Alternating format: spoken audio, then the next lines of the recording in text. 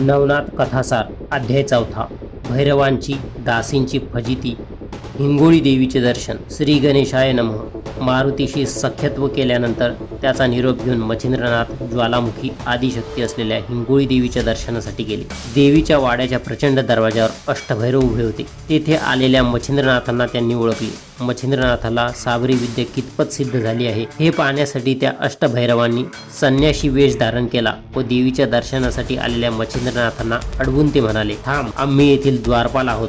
तुझे पाप पुण्य समजल्याशिवाय आम्ही तुला आत जाऊ देणार नाही. तेव्हा मच्छिंद्रनाथ रागाने म्हणाले, मी पाप पुण्य काही जाणत नाही. माझी सर्व कर्मे ईश्वरासाठीच असतात. मी प्राणी मात्रांना शासन करण्यासाठीच पृथ्वी तलावर अवतरलो आहे. तुम्ही मला अडवू शकत नाही.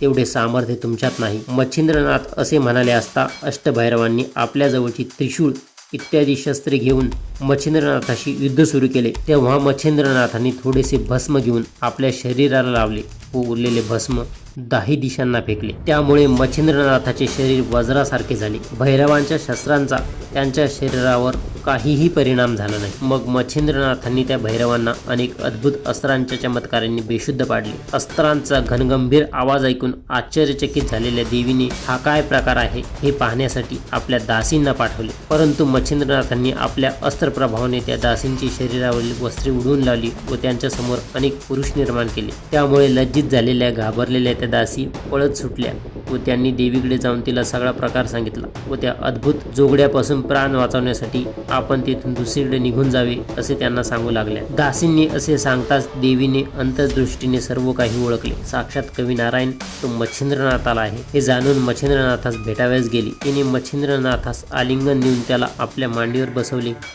व भैरवांना सावध करण्यास सांगितले. मच्छिंद्रनाथांनी आपल्या मंत्र सामर्थ्याने अष्टभैरवांना सावध केले. सावध झालेल्या भैरवांनी मच्छिंद्रनाथाच्या चरणावर मस्तक ठेवले.